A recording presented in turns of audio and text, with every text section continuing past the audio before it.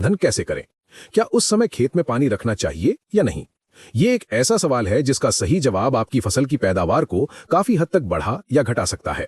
कई किसान इस महत्वपूर्ण चरण में गलती कर बैठते हैं और इसका सीधा असर उनकी उपज पर पड़ता है। लेकिन चिंता मत कीजिए, आज हम आपको धान की बालियां निकलते समय पानी के प्रबंधन की A to Z जानकारी देंगे, वो भी इस तरह कि आपके मन में कोई शंका नहीं रहेगी। हम आपको कुछ ऐसे रहस्य बताएंगे जो शायद ही आपको कहीं और जानने को मिले। ये जानकारी आपको सिर्फ एक अच्छी फसल ही नहीं बल्कि बम्पर पैदावार दिलाने में मदद करेगी।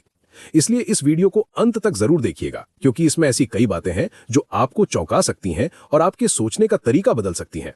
तो चलिए बिना किसी देरी के शुरू करें। धान की फसल में बाली निकलने का समय सबसे नाजुक और महत्वपूर्ण होता है।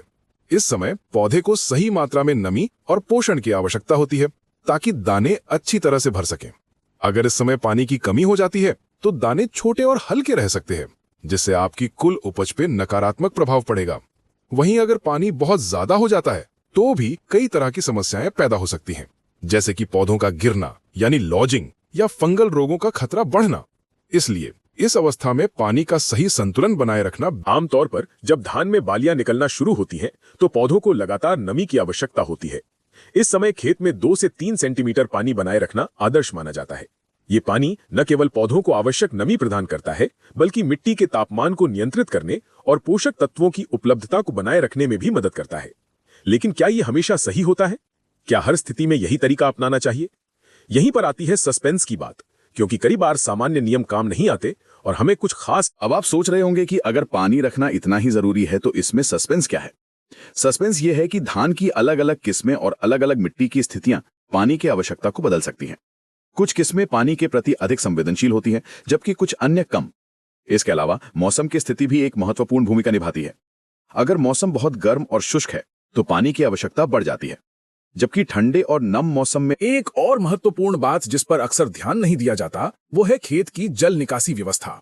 अगर आपके खेत में पानी जमा होने की समस्या है तो बालियां निकलते समय अधिक पानी रखना पौधों को नुकसान पहुंचा सकता है।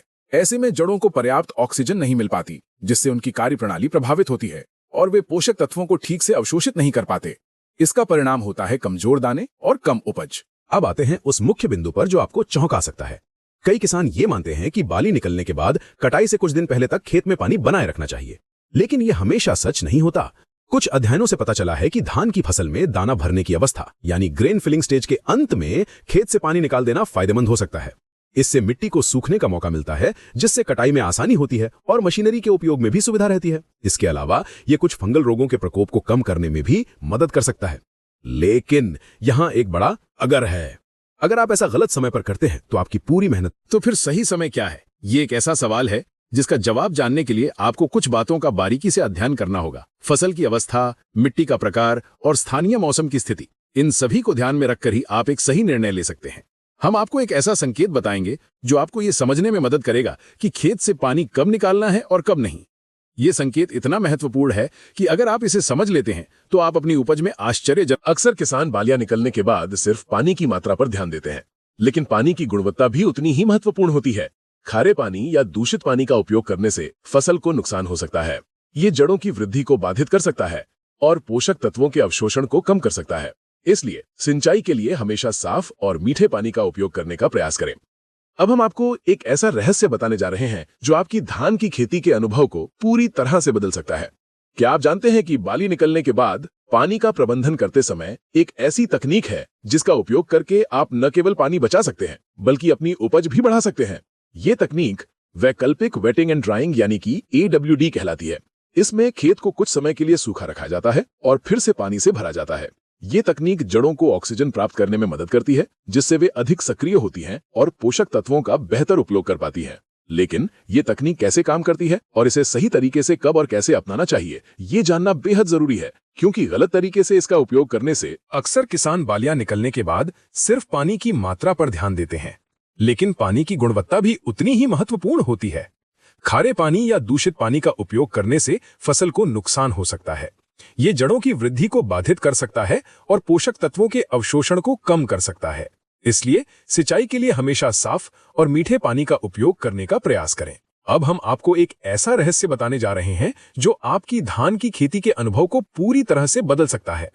क्या आप जानते हैं कि बाली निकलने के बाद पानी का प्रबंधन करते समय एक ऐसी तकनीक है जिसका उपयोग करके आप न केवल पानी बचा सकते हैं बल्कि अपनी उपज भी बढ़ा सकते हैं। ये तकनीक वैकल्पिक वेटिंग एंड ड्राइंग कहलाती है।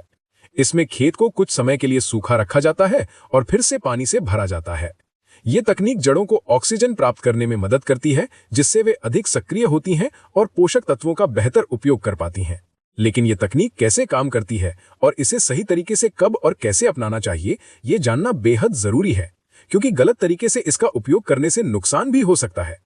AWD तकनीक का सबसे बड़ा फायदा यह है कि ये पानी की बचत करती है, जो उन क्षेत्रों के लिए विशेष रूप से महत्वपूर्ण है जहां पानी की कमी है।